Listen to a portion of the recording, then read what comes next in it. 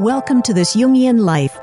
Three good friends and Jungian analysts, Lisa Marciano, Deborah Stewart, and Joseph Lee, invite you to join them for an intimate and honest conversation that brings a psychological perspective to important issues of the day. I'm Lisa Marciano, and I'm a Jungian analyst in Philadelphia. I'm Joseph Lee, and I'm a Jungian analyst in Virginia Beach, Virginia. I'm Deborah Stewart, a Jungian analyst on Cape Cod.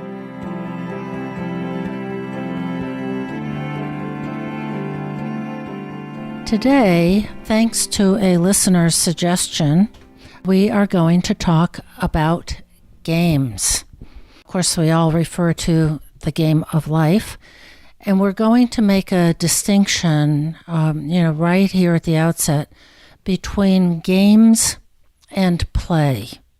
They certainly relate to one another, and there's a difference. So we're going to talk about games such as board games, games that develop skill, physical games, creative games, strategic games. And games, of course, come from our very, very ancient human nature, and they are, as ever, archetypal. And so we're going to sort of circumambulate and see what there is in all the games people play that add up to some kind of a microcosm or image, perhaps, of how we play the game of life. I think that's a wonderful metaphor, Deb, that playing games somehow stimulates a part of the psyche that can then be applied in other realms, like thinking ahead, foresight, strategy, concentration, learning patterns in the game, as many very successful chess players do, so they can access ways of responding in advance. And I think there's some real study and literature around the value of games in terms of the aging brain and keeping capacity alive and even reconnecting neurons after a stroke or some kind of a neurological damage. So there's something incredibly helpful developmentally around playing board games particularly. I loved board games as a child. Yeah. What was your favorite board game, Deb, as a kid? There was a time when we were really into just games of moving the pieces like Parcheesi. Then we moved on to Monopoly and card games. And there are games that kids just don't even play anymore together, like Russian Bank, which can be played between two people or as a game of solitaire. Slapjack, War, Gin Rummy. There was another game called, I think it was Michigan. There were all kinds of games that we played. Of course, I grew up in a prehistoric era that where nobody had a TV. Nobody in our neighborhood, except for one family, had a TV. So, and then we played games outdoors. There were all kinds of games: tag, hide and seek, a game we called Giant Steps. We played games all the time: baseball, everything you can name. Childhood was a lot about games and races. Another form of games. Sometimes I wonder what kids today may be missing when they're on their iPads or watching TV or playing video games, because they were a tremendous force in socialization, for harnessing aggression, taking turns, accepting loss, not being too grandiose when you won, and a host of other kinds of things. So when this listener said games, how come you guys haven't done games? It was like, whoa, we got to go there. As you were talking, Deb, I was thinking how delighted I've been hearing that some of my kind of millennial clients have brought back board games. That is part of the nostalgic feeling around that age group. Bringing back some of the old board games has a lot of value, and people are having like board game parties at their homes that it's kind of coming back in the face of all of the video gaming, which of course is very powerful in its effect. But board games are making a comeback. Yeah, it's almost like we enjoy the challenge and our brains just sort of light up at the opportunity to take on the challenge. And so there is something, I mean, Deb, you started off by saying it's archetypal, but there is it feels like a very fundamental urge to test ourselves in some way. I mean, I love Scrabble. And I have a couple of running games, usually with some friends and with my dad. And I love, waking up and checking my Scrabble game. And is it my turn to make my move? And I get really competitive with my poor dad because he's really good. But it really matters to me to win. So I'll just take my time, and I'll get so frustrated if I have terrible letters, or if I have a 7-letter word I can make, but I can't put it on the board anywhere. So I can just really feel how it kind of makes us light up. And it's safe because there are rules. So you get to be aggressive, even ruthless, within the confines of the game, like Scrabble, of, I got this. I've got a great word, and I'm gonna win. After all, it's only Scrabble. It lets us get in touch a little bit with our shadow side of, I want to win. I have a ruthless streak. I'm gonna get you, but in a way that is safe. I really resonate with that insight around shadow and canalizing shadow in a way that's socially appropriate. That, I mean, we can get really intense about a board game. I have seen people break into great arguments, particularly if they're having some passing around beers when they're doing board games, where things can become very, very passionate. And it feels very real, I think, I'm in that imaginal world. Well, I think board games, I'm thinking about my grandchildren, which kind of dates me a bit, but there's a stage when kids really, really want to play games. And one of the games that we've played, they have some very safe ones that are visual skills and so on. And then you move on to something like Chutes and Ladders or Sorry, where really it's not that much skill. It's mostly luck. So that is a little bit of a safe-making thing, but kids really, really want to win, and they're identified with that. They're working on all that latency age competency stuff, and I want to succeed, and I want to be effective and skillful. I want mastery. And so playing these games, and the running dialogue is, that's too bad you got that roll or you drew that card. Off you go, back to the beginning. So that we help them accept what is fate, what is luck versus skill. And isn't that part of life, is some things just happen to us, and sometimes we fail, sometimes we lose. I'm thinking of the great theorist of child development, Jean Piaget, who noted how important play was for kids. And he had these 4 stages of cognitive development. And at some point in a child's life, in sort of early elementary school, Piaget noted that they become very, very focused on fairness and the rules of the game, and they're real sticklers for following the rules. So if you play a board game with a kid that age, they're very, Nana, you didn't do it right, So they're it's kind of part of how we learn about the world in a way. Well, when I'm thinking about that, I'm thinking about memorizing and optimizing the rules. That one of the things that I'd always fretted about as a kid when we would start a new board game is being able to integrate the rules. Who goes next? What do you roll? What happens when you do this and do that? And so this internalization of a particular small world, and within that, how does one imagine a strategy to succeed, which I think prepares us for the rules of going into school, to second grade for that matter, the rules of your first job, the rules of relationship, that rules matter. And there is an agreement between all the players that we're not going to cheat and that we're going to succeed within the set boundaries of the game. And to me, that seems very relevant to so many different environments. I was thinking the same thing, and how upset kids are, not just early on, but all the way into adulthood, a kid part of us, of when people don't play by the rules. That we learn as children playing all kinds of games, to take turns, what's fair.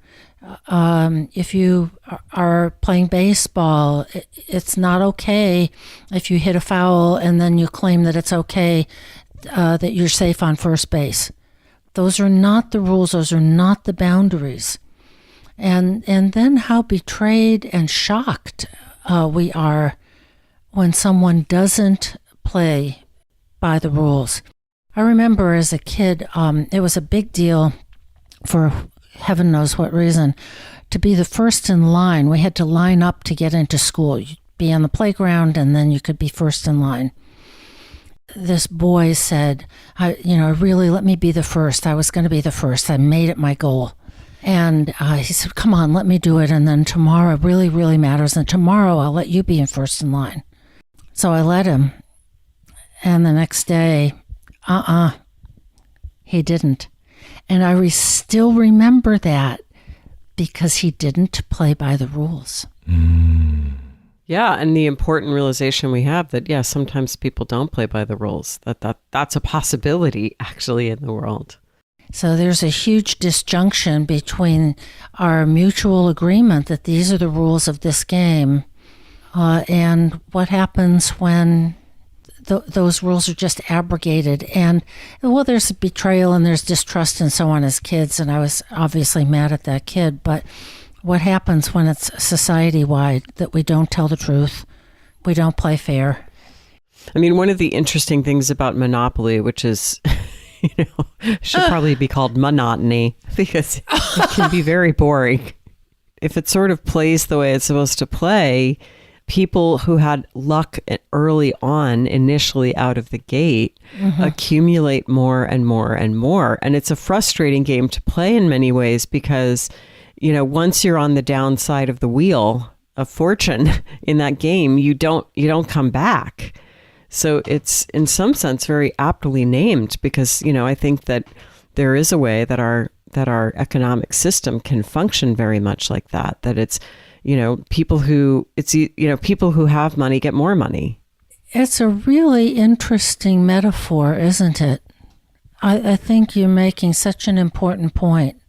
There's a lot of reality in Monopoly and in the legitimization of a kind of ruthlessness. If I'm out of the gate and I get the railroads, plus some of the yellow properties or the green ones.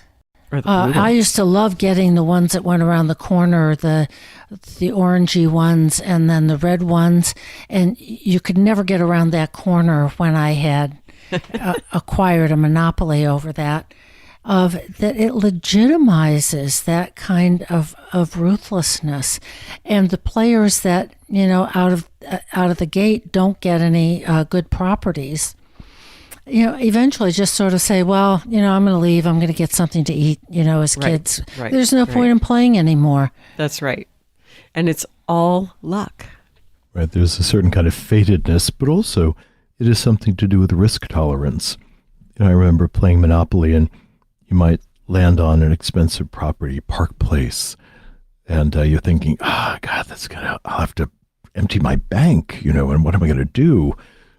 There's also this risk tolerance versus being overly conservative, and that the game is balancing or rewarding people who are able to toy with that. But clearly people that are too conservative in Monopoly wind up not being able to win the game because they don't seize the opportunity that's in front of them, which is another interesting lesson to integrate. What's the risk that's worth taking, worth breaking the bank for?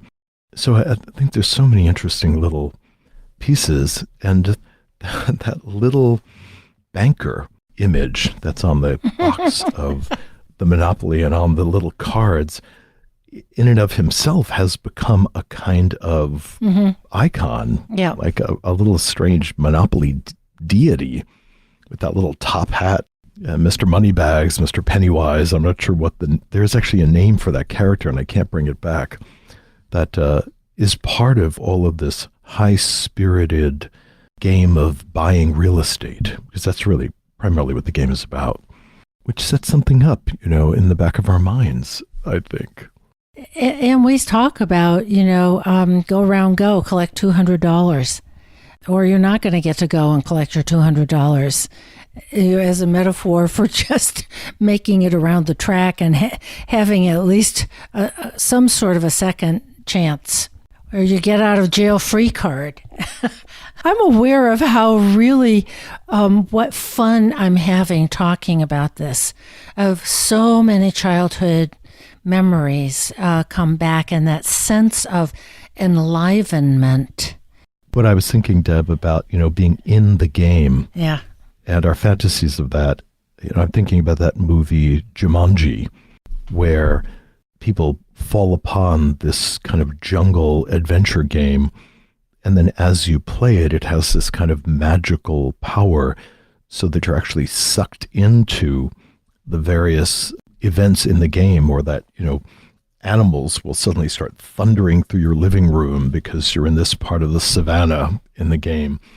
So I think this feeling that there's a liminal space between the actual physical game in front of us and how we're inhabiting the situation in our imaginations. And if the game is going well, all of that starts blending.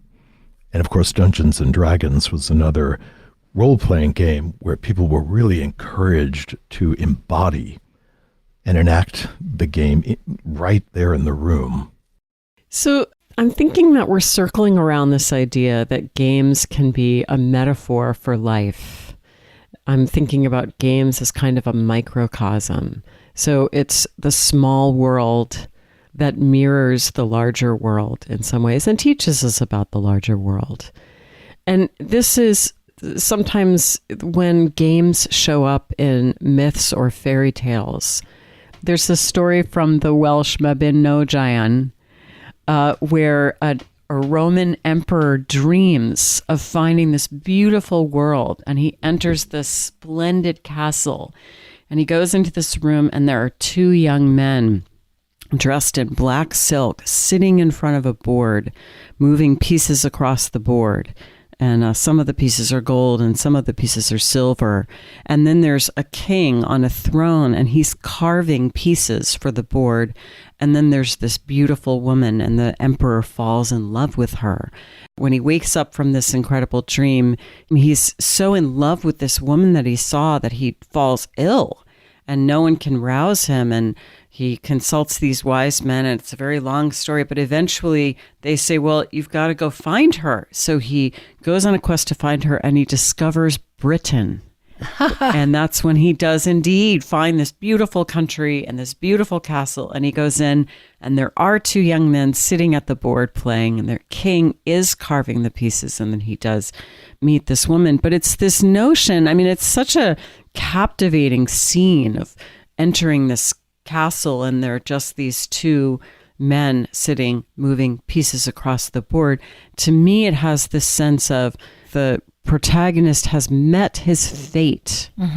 There is something about the role of chance in some of the games that we've been talking about, where I think that on an archetypal level, we recognize it as an engagement with fate. And fate being in particular that sense of chance, that things just happen a certain way, and we may, they may fall on the right side for us, or they may fall on the bad side for us. We may have good fortune or we may have bad fortune, but there is this element in the universe of that which will act upon our lives, which we cannot control.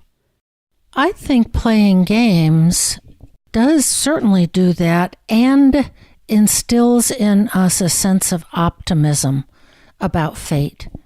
So I didn't get any good properties when we played Monopoly last time, but I want to play again because maybe this time, I'm going to get good properties and good roll of the dice. So I think it does instill a kind of optimism as it is reflected in this story, that you have this dream, a dream of a game, a dream of life, and off you go, and it works out. I think all these games make us optimistic that there's always another chance, and we want to play. We inherently want to play, and I think games foster that in us. Of let's play. I think that speaks a lot to the idea of being a good sport. That, if somebody's losing the game and a kid just gets angry and just wipes the pieces off the board and storms up to their room, there's a bit of counsel we give the kids. Come on, be a good sport. Sometimes you lose, sometimes you win. But really trying to invite the kid back into the game and to believe, as you were saying, Deb, that there is a skill set that can be learned and that one can then contend in the game of life, metaphorically, but also the game there in the living room. And that just getting angry because we feel diminished or not as skilled as other people, that's not a good strategy for life or for anything else for that matter. We learn what we can control and what we can't control. And some games have a lot more control or strategy built into them than others. Yeah, some games are pure chance, like Monopoly. Although maybe there's, like, as you pointed out, Joseph, there's a little bit of strategy. And some games have no element of chance at all, like chess. So it's 100% skill. And of course, in some ways, the most fun games are those that have a combination of luck and skill, in my opinion. You're talking about sort of learning to lose. So for children, playing games can definitely teach frustration tolerance. And in fact, it's not good to let your kids win games all of the time, even though it's upsetting to them when they lose, because you learn, hey, I can lose and I'm really upset, and then I can come back from that. So it does teach kind of resilience to play games and to lose them. I think I'm going to tell an embarrassing story about my son because it just still makes me laugh. But when he was really little, we would play Go Fish. And the deck of Go Fish cards that we had different like sea creatures. And, he loved the sharks. So he always wanted to collect the sharks. And if someone else got a shark, he would run screaming from the room. He would be so upset. Oh. But, he learned. I mean, sometimes I would usually say, oh, well, I want the octopuses, so why don't we trade?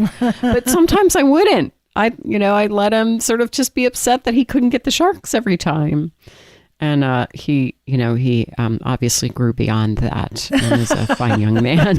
So I think also part of the frustration tolerance, as you were with your son, Lisa, is that there's an interpersonal connection. We are here. We are interacting with one another. And I think that's true in all these games that we're talking about, whether it's, baseball or chess or Go Fish or Monopoly, that there is something else undergirding all this interaction, which is a way of connecting with one another. And that the relationship can hold a competitive spirit and good sportsmanship and frustration tolerance and all of that is also contained in our interpersonal world. I'm not going to be mad at Sandy Andreessen for winning Monopoly tomorrow. We're still friends. That it's kind of a wound to our, self-esteem or to our competitive nature that we can recover from reasonably well. Yes. Unless, of course, she cheated, which could be very hard to forgive. And kids will say that. I'm not playing with you. You cheated. Yeah. I'm not playing. Mm-hmm. That's not fun to be tricked when we don't want to be. So I think that idea of being resilient, coming back to play another day is important. That's it, the resilience. I think the first board game that I was taught was checkers, and I think my grandfather taught me how to play checkers. And I remember how patient he was and generous that he was. So letting me win and letting me crow about winning, and that kind of sweet smile that he would have as he was downing a Peel's beer, which was the least expensive beer in Queens. Chain smoking, this was like 1969, So, but yeah, being able to also, as a child, to play a game with adults. Yeah. Mm-hmm. Was a very interesting dance. At the time, of course, I didn't think too much of it. It's a way of having access to another dimension with an adult, a competitive dimension, explicitly competitive dimension with one of your caregivers, which is not really present in many other environments, or not present consciously, at least in those environments. And I'm only now really thinking how helpful that really was and how generous that was. I can compete with these people and enjoy it. And they're also not going to punish me, which was rather nice. And that the adult, your grandfather, infused it with an air of generosity and gentleness. Mm-hmm. That the connection, the interpersonal relationship, and the teaching, older to younger, overrode the actual strategy and competition and urgency around winning. So it teaches us, if we're lucky enough to have adults who will do that for us, that it's okay to play. It's safe to play. But something undergirds it that is relational. It's not just all or nothing, win or lose. And I think about, the parallel today in something, professional sports. It is win or lose. The cost is so high. Yep. So I suppose that's also part of it is, we measure the cost around something, and that gives us a feeling of urgency or relaxation comparatively. Once in a while, for some reason, I'll watch some of these professional poker games, and where it's $1 million in the pot. Huh. And the whole strategy of, for instance, playing poker and the statistics that are going on in the minds of professional players is a whole other thing. But I'm always very interested to watch the faces of the players and how do they hold the magnitude of the risk reward and still be on their game and not just totally thrown off. And even when they lose with professional games, there's this very detached kind of holding in the process that seems remarkable to me. Yeah, I know what you're talking about. When I watch professional sports, like I'll often notice that. I was just watching the World Series, of course, because the Phillies were in the World Series. They didn't win, but we had a good run anyway. But I'll always notice that same thing, Joseph, that they're all rather expressionless most of the time. Even in something bad happens, something good happens, they're at bat. There's just this kind of almost detached intensity, which is really really interesting. And the whole idea of the poker face, right? Yeah. You can't let your feelings show. So we're veering into the world of what happens, or all the nuances of games in adulthood. Poker is professional poker is an adult game. There are professional sports, baseball, football, all kinds of things. And it takes on a very different feeling tone of then it is about winning.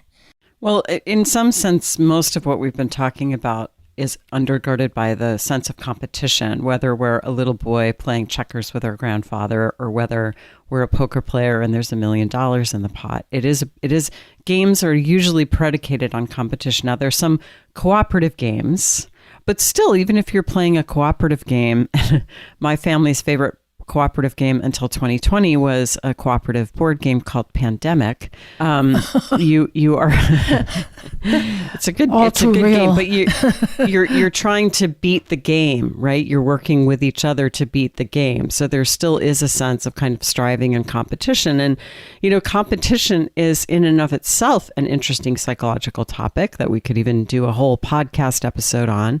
But I do want to note that the etymology, as far as I can tell, of competition comes from the Latin for something like to run with. It's interesting because we're competing against one another, but we are doing it with each other. Yes, we need an other to compete against. And yet the feeling tone can become, as you said, of the poker face, of the feelinglessness, the expressionlessness, or the players that shake hands across a tennis net or, go over to the other side of the playing field to, congratulate the winner. But I think what I want to think about together here is power, of the winning and the power, and that it is a metaphor for power. Mm-hmm. And we talk about it psychologically, the games that people play, playing power games. Manipulating people, deceiving people, as if those kinds of interactions are just games. So when we have a gaming attitude about love or work or investing or any number of things, there's an implication that we've kind of drawn up out of the interpersonal level, or even perhaps out of the feeling level, and we've abstracted something. In the same way that a board game, in a sense, is an abstraction of racing or contending or some other kind of struggle. And then consequently, we can, to good or bad effect, frankly, disregard some of that human psychological tension. That's so perfect, Joseph, and it builds into something I've been trying to land on. I like this idea of it being an abstraction, because what I've been thinking is that when we are the player of the game, we are often, depending on the game, in the role of the gods. So, for example, and I used to be a chess mom, when you play chess, you're deciding that you're going to it's a big thing in chess is to figure out what you're going to sacrifice, and the pieces are somewhat anthropomorphized, right? You've got the pawns and you've got the bishops and you've got the knights. Well, they're very anthropomorphized. There's the king and the queen, and a lot of chess pieces are little actual kind of human figures. I'm thinking of those wonderful chess pieces that they have in the British Museum. They're little figures, and you're going to sacrifice them. I mean, there's that great scene in Harry Potter where the chess pieces are all alive, or even there's that wonderful chess scene in Star Wars. The little monsters kind of club each other. Mm-hmm.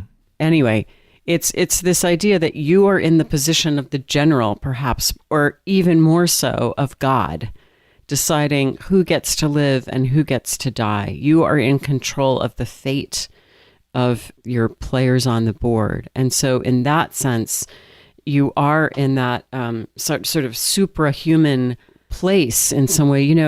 It makes me think of that line from King Lear that says, "As flies to wanton boys are we to the gods. They kill us for their sport." Mm.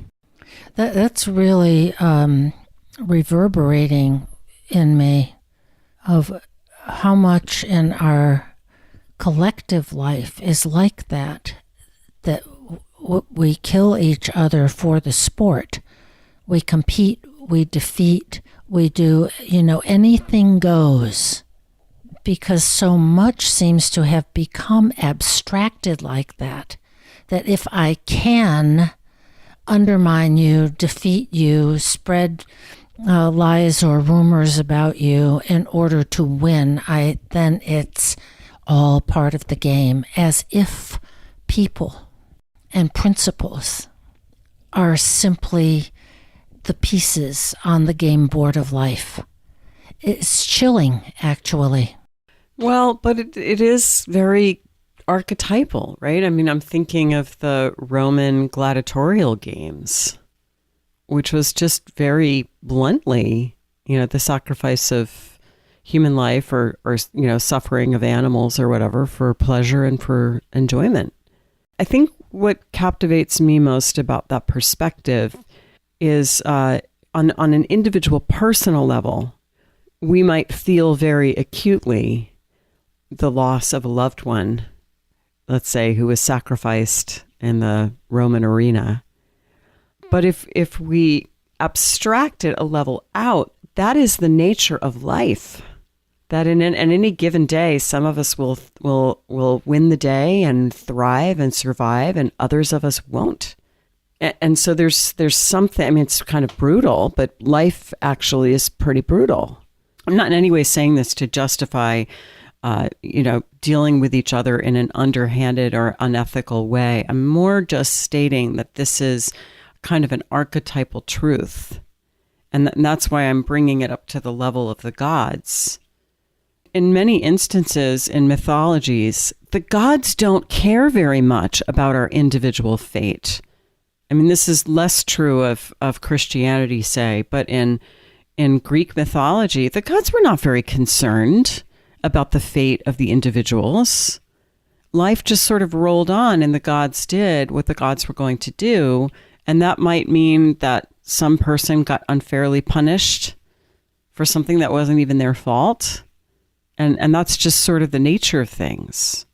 But I think the distinction here, where I'm going, is it's one thing if it's the gods, if it's fate, if it's the sort of bad things happen to good people. But it's another thing if we arrogate to ourselves that kind of archetypal power of the gods, that I have it in my hands to undermine you and to, say, destroy somebody's reputation. Oh, of course. I agree with you completely. And I think my point is that when we're playing the game, we are, depending on the game, but often we're in that position of the God who doesn't care for the fate of our individual bishop. So that calls us to make the distinction between what happens when we're playing chess, or even Monopoly for that matter, or Sorry, where it is a game, it's circumscribed, it has its own rules and its own dimension around a literal game board. And then when we carry those principles out into the realm of the social world and interpersonal relationships, as if what we do in the public arena, as if how we behave to our colleagues, as if what we do with and for our neighbors is simply a game. And then it becomes, we act like that at our peril. We have then arrogated the power of the gods to ourselves.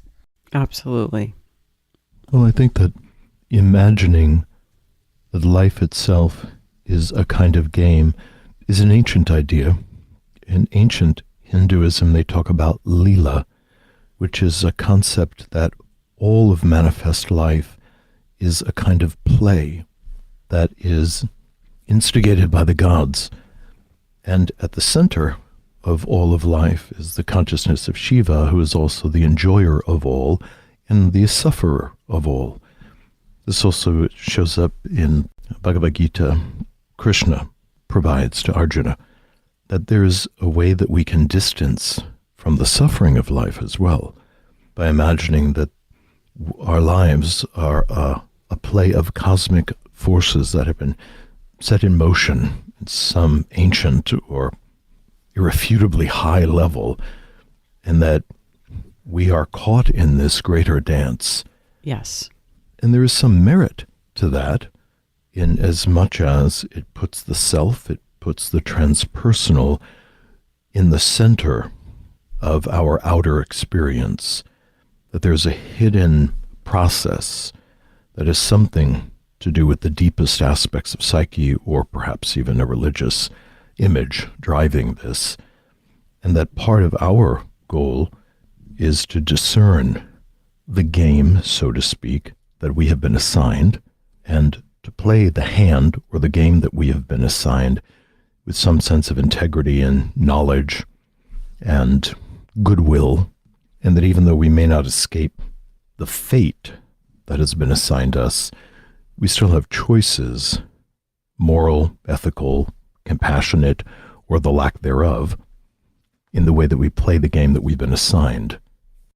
That's, you're talking, I think, about setting our human lives in a larger context of the transpersonal, something else, and that we do have to play the game that we have been born into, or sometimes we say you have to play the hand you've been dealt. And just as in card games, sometimes you get a good hand and sometimes you don't.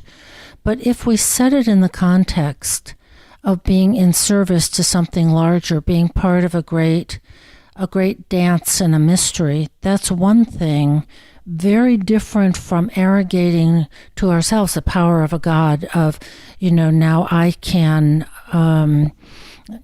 take advantage of someone else because I can.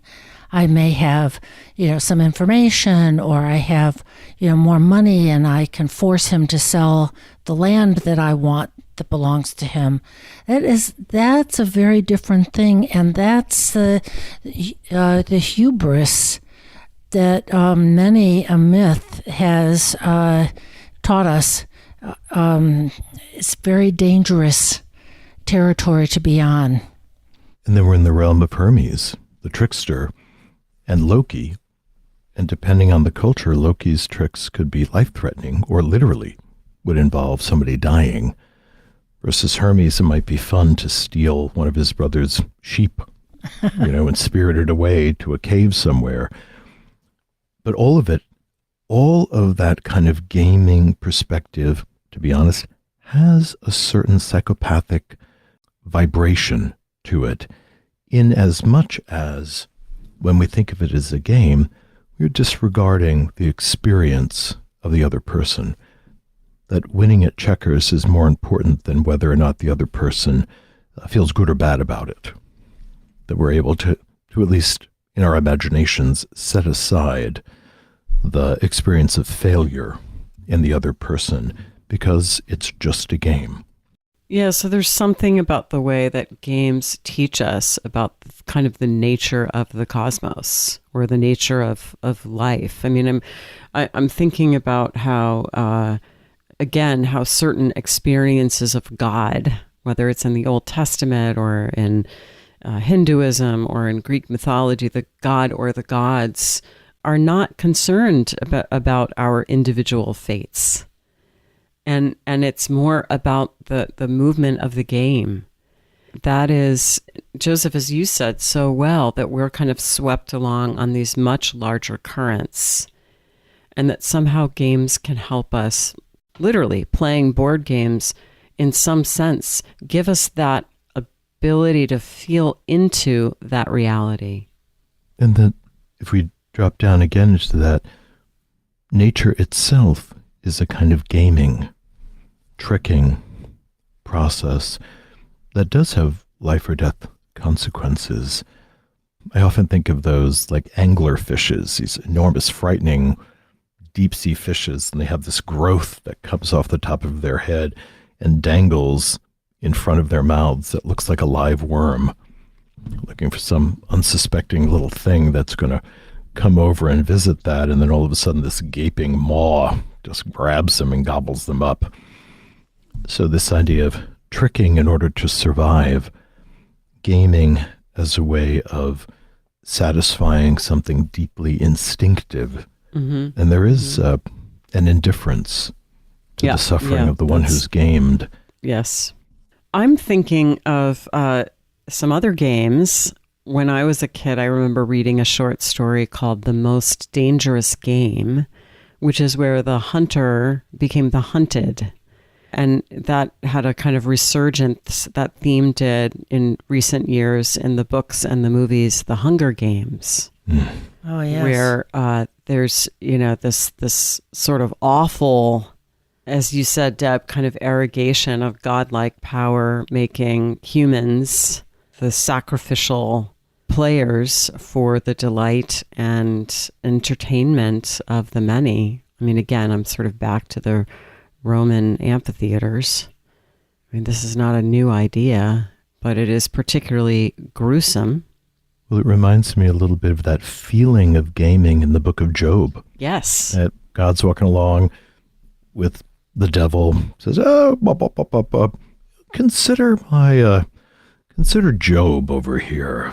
Righteous guy. He's got it all sewn up. Let's have a bet. Yes. See how this all plays out. And, in the course of that bet, his wives, his children are killed. And this horrible carnage. Horrible suffering.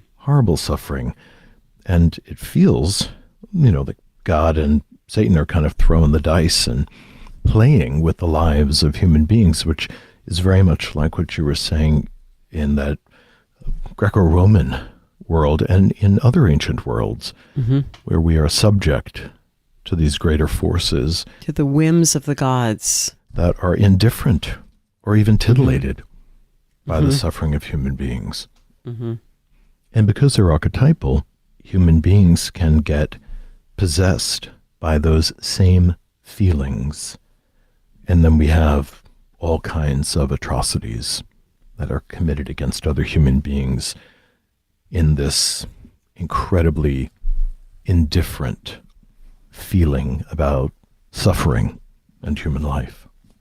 So this is really, as I said before, there's a kind of chilling aspect here to how life itself is constructed, and that, lots of animals, like your image of the anglerfish, we survive by eating others, by defeating others.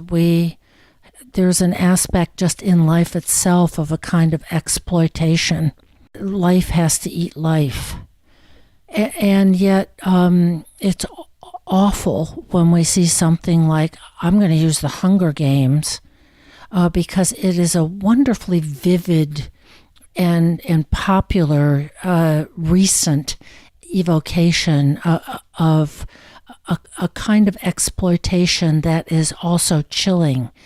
And how do we use our own consciousness and fellow feeling, empathy, heart, eros, of how do we balance the power, the winning, the kind of inherent competitiveness and having to win and having to eat against a care and an empathy and a connection to others, which is what we all had when we played board games as kids.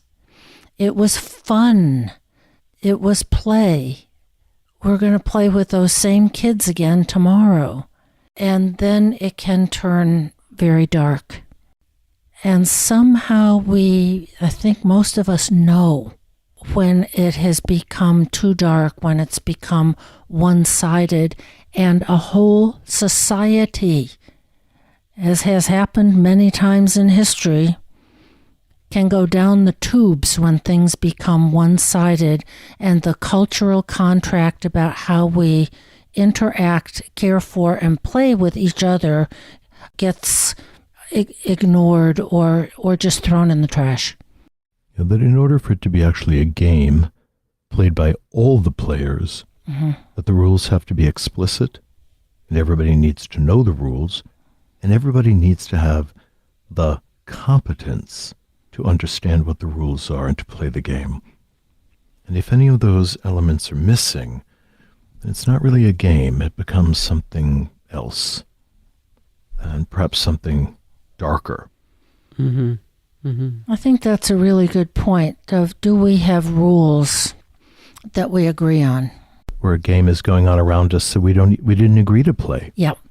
This brings up for me a well-known psychological game called The Prisoner's Dilemma. Right, this is from game theory. Game theory, and in this construct, two hypothetical prisoners are put into separate rooms where they will be interrogated. The supposition is that they agree to stay mum, and I won't give you away, and you won't give me away. But they're in separate rooms, and they're asked and pressured to confess, whatever it was that they did that was a crime. So the fates depend on their being loyal to one another, and if both of them remain loyal to one another, they'll both get a light sentence, let's say a year. If both of them confess, both of them will get a heavier sentence, like something like 3 years. Now, if one confesses and the other one doesn't, guess what? The one who confesses, who betrays his accomplice, goes free, and the other prisoner gets a heavier sentence, the heaviest sentence of all, let's say 5 years. So there is something here about what benefits an individual, and what is in his interest, which is to betray his friend and go free, versus staying loyal to an alliance. And I think we see this, in the collective of the commons that people used to have in colonial times, where everybody could use the commons and, I guess, graze their sheep or their cows or something. Well, if I have more cows than somebody else, it is in my interest to let them eat more than their share. So I think we're veering into, how games play out in having to make a decision between me and a we, or a greater good, a social good. And I'm thinking about your grandfather, Joseph, when teaching you checkers, and his little smile of, sort of gently letting you win, that clearly the we and you mattered more than him winning checkers. And of course, as an adult, it was very small potatoes, but low stakes. But what happens when the stakes are higher? Well, Deb, your reference to game theory, game theory is considered part of the field of economics. And I think that it sort of shows the extent to which our economic system is a kind of game, or it can be gamed. And now we're back to monopoly. And it's not a game whose rules are always fair. In fact, quite to the contrary, I think. And it's a whole interesting field of how do you regulate capitalism to make it more fair, to make the rules more fair?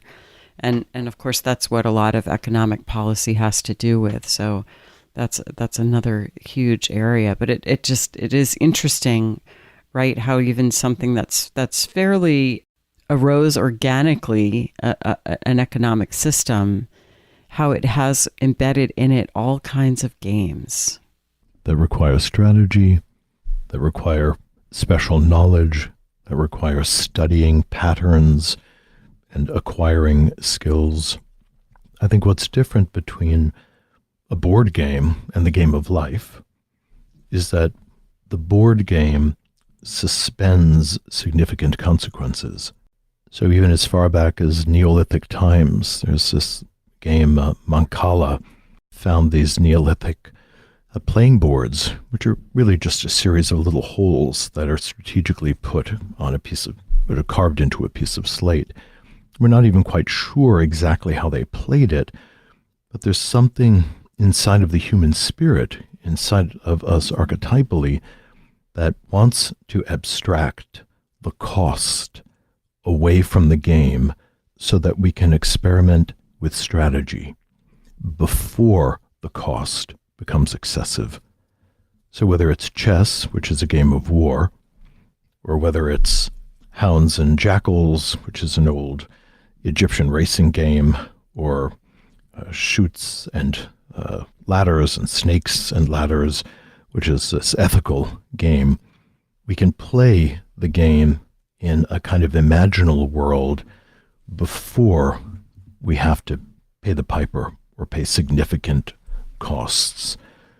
And perhaps that's part of the evolutionary brilliance of both creating games and passing them on through untold generations, is that the time to play the game is before we're in the lived situation where the costs could be untenable.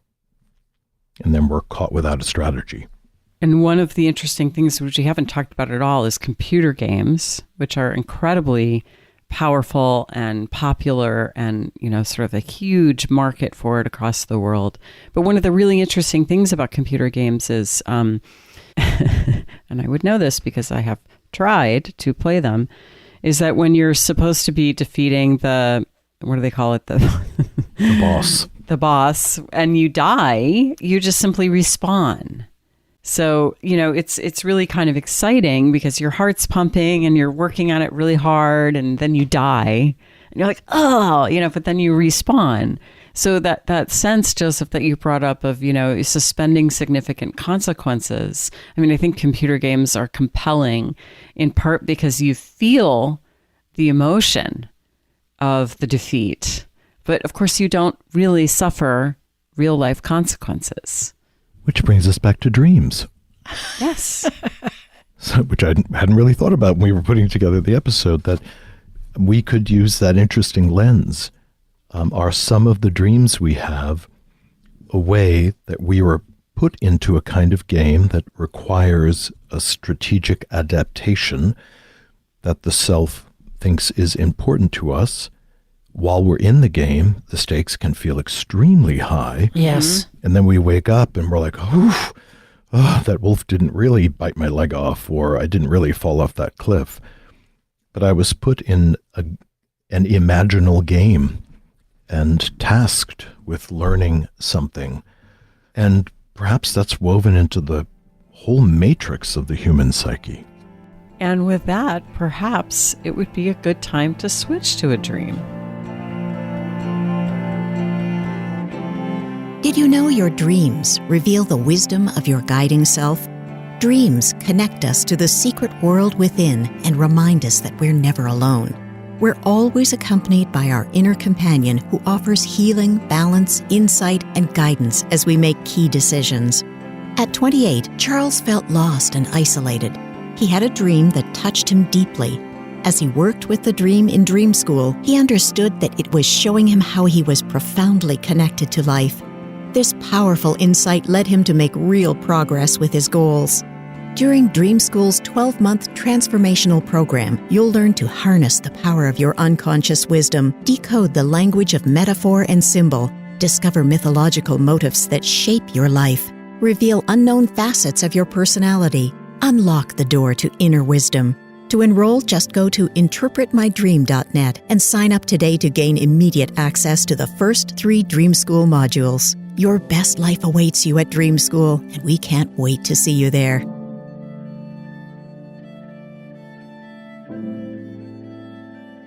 So today's dream comes from a 43-year-old woman who is a doctor. And here's the dream. I dream of this place that is dark and largely empty. The doors to the place are open. Inside there is a void, and in the void, particles. They are ominous, dark. They exert impact on things inside this place.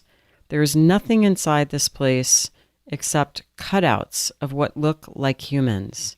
They float eerily and move through the air quickly, like ghosts. As one approaches the window through which I am looking, the cutout impresses as very human-like, even though it is not. It is eerily human-like. I am startled. All of a sudden, there are humans inside this place. I become aware of a lady with a shaven head. Her head reminds me of the Borg. These particles have been affecting her and have caused her to be gone. She is alive but no longer a human. She cannot be reached. Her condition cannot be undone. I am now in a room with a male human. He is not gone to the particles yet. He presents me 4 books quickly. He says they will soon be stolen, that everything in this place is stolen quickly. He says to remember the headings of books, as this is the only way to keep the information, namely in one's memory. The particles in the dream are rather ominous. The place is ominous. There is such hunger in this place, a kind that cannot be sated, hence the stealing of things. As for context, she notes that she is contending with being single for the first time in my life and not being able to find love, which used to come easily. And she is contending with not having formed a family. And for the feelings in the dream, she says, everything felt rather eerie, disturbing, like my very being and soul were threatened. Scared of the incessant hunger of that place. Things also felt unnatural in this dream. And she notes that she had asked for a dream, that she was doing perhaps some dream incubation. She says, I asked the inner dreamer to help me untangle why I am alone, what the barrier to being in a relationship is. I feel my mind has been inundated by so many negative thoughts lately, like the particles in this dream. And she says, I also like Star Trek a lot. So there's a Star Trek reference in there when she said it was like the Borg. And the Borg were sort of dehumanized people who lived in this big square place and had been turned basically into automatons. So it's a dream that's full of feeling. It is full of feeling. And the ominous darkness that steals people's individuality is encroaching or is presenting itself in such a lurid way. So if I start that this is a person who has been partnered most of their life, and they're contending with being single, a solitary being, for the first time, and then we have a dream that makes being part of the collective frightening and fighting for one's individuality highly important and prized. So for me, the dream could be a compensatory dream in as much as, excuse me, Paul, let me say that again, in as much as the state of being in union, having lost one's individual stance, is being devalued and even demonized in the dream. And there's a heroic challenge that's being issued, which is taking hold of the 4 books before everything is flattened out into this collective Borg-like union. So I think the dream maker is giving her an experience of fighting for independence rather than nostalgically pining for some kind of a collective experience. Yeah, that's interesting. I guess a couple things come up for me. First of all, I noted at one point that it seems that she's looking into this place through a window. So there is a sense of kind of being separate, at least in the beginning. And then she's in a room with some people. But in the beginning, there's a real sense of being separate. And these de-individualized people kind of wandering around ghost-like remind me very much of the shades that inhabit Hades. Mm-hmm. The soul has been taken away. And that makes me think that she's very much in a place of depression and perhaps grief. I mean, I'm guessing, since she says love has always come easily and now I can't find it, that she may be contending perhaps with a recent end of a relationship not too long ago. So she's dealing with the grief perhaps of the end of a relationship, but also the grief at not having had a family. And in some sense, you know, the window to a certain kind of family experience is closing, if not closed. In part, I think that these images of this woman with the shaved head who's sort of just gone, it might be just very much a picture of depression. But I like what you said, Joseph, about the challenge of the books. And this is kind of the telos in the dream. This is the alternative that is presented, is that you have to rely upon yourself and your own memory to take what's in these books to shift this situation. I've been sitting here sort of steeping in what you guys are saying and steeping in just the feeling tone of this dream. This is a very significant dream that is calling her attention in a very big way to an internal condition that is being depicted in this dream. This is a dream that I would say, stop your life, pay attention, figure out what's going on to you, in you, with you, and in your life. It calls for a real process. And within that, I'm aware of the two shadow figures in the dream.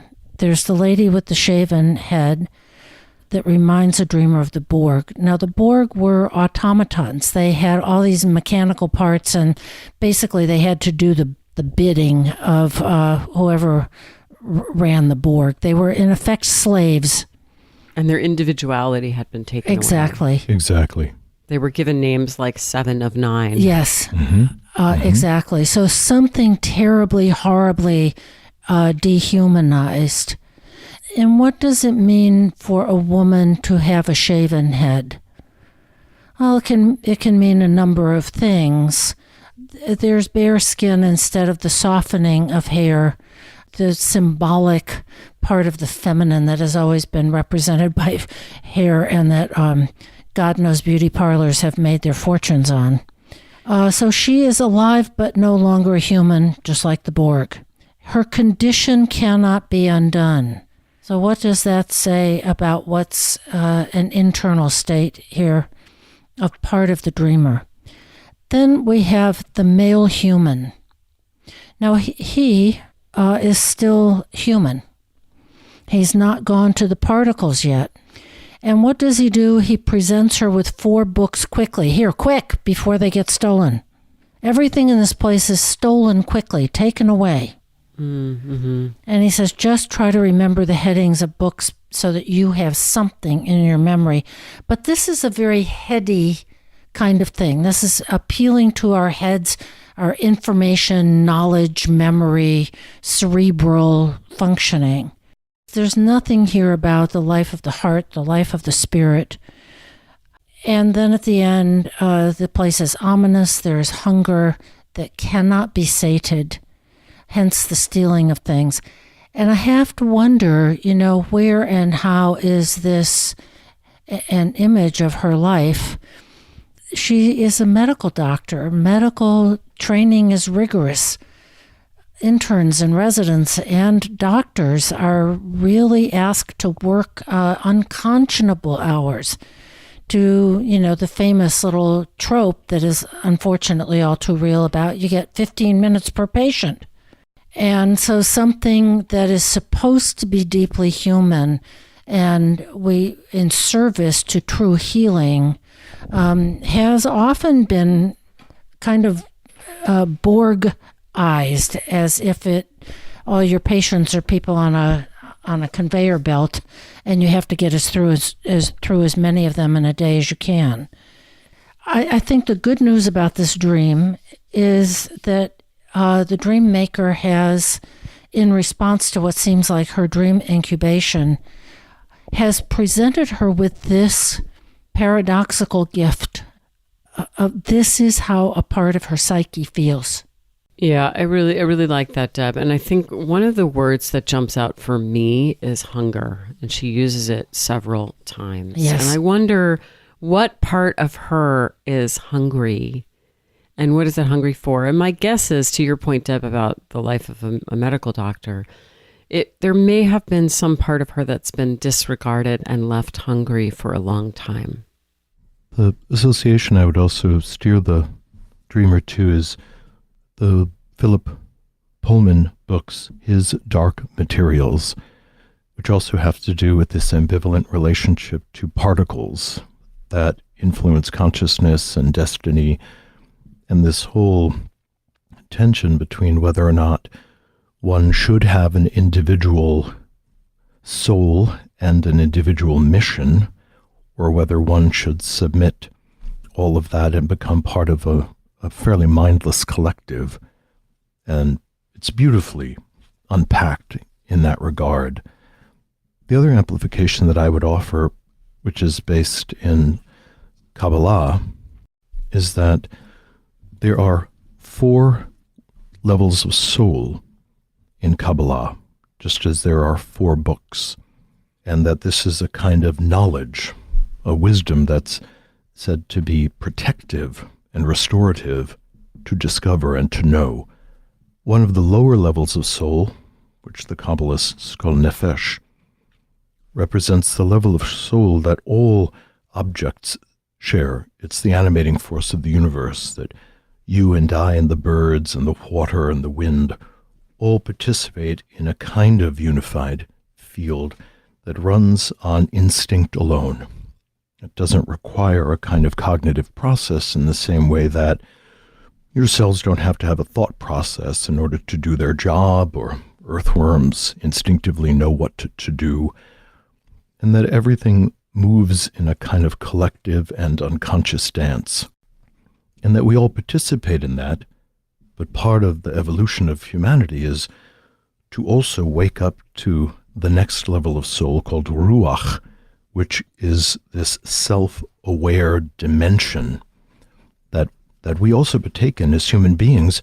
And although we have it as a potential, we may not have it as an active conscious process, or not quite as fully as one could. So part of what the dance in the dream is suggesting is this tension between instinctive unconscious living versus conscious, dynamic, aware life, and that the unconscious, the nefesh, has an enormous pull. It's easier to be unconscious, which is why Jung said that being aware and conscious is contra naturam. It's not natural to be awake. It's natural to be instinctive. And yet all of the alchemical arts are moving towards this unprecedented capacity, which is to bring forward this secret potential inside of us. So, to me, the 4 books, which have to be memorized, they have to be kept in one's memory, has to do with staying alert, conscious, and awake of one's potential and one's nature, and to not fall into the mindlessness of life and social media and all the other thousands of ways that we're lulled to be asleep. The Borg. But it is the Borg, but it's a war.